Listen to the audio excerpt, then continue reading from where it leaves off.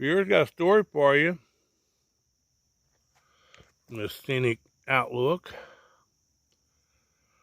Yeah, Ross thought he seen Bigfoot when he was a child.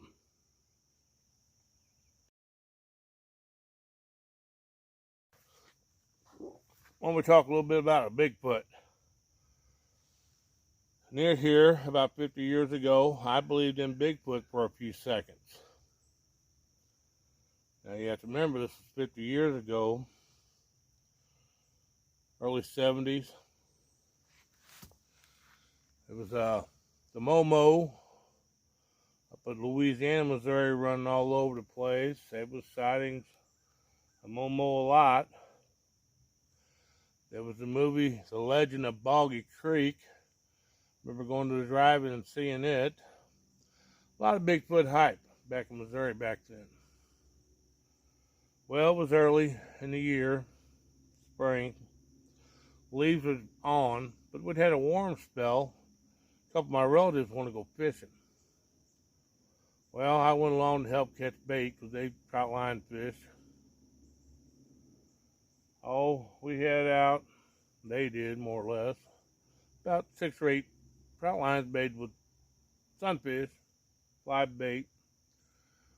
And it cooled off good that spring night. And water was warm. There's a heavy fog on this river down here. Now this happened right near here.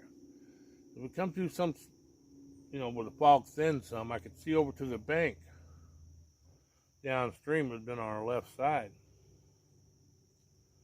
Big, hairy, brown thing over there next to the bank. Oh, it was probably about 50 yards away. We could see kind of under the fog too there a little bit. And the relative driving the boat turned the motor right at this big brown hairy thing, and the only thing we had in the boat was a big gaff made out of an 18-knot eagle claw on a broomstick that my relative in front of the boat would hook him in the belly and turn him upside down. He'd turn the flathead upside down and he'd quit fighting. But anyway, he turned the boat, and I was about ready to urinate down both legs and everything else. And just as we got close, about 20 yards away, the creature noticed us. Well, it's 2 big old beavers that separated and went off in the river. I don't believe they was mating that time of year. I think they mate earlier in the year. But they was there, 2 big 60-pound beavers, I'd say. Big hairy monster, momo.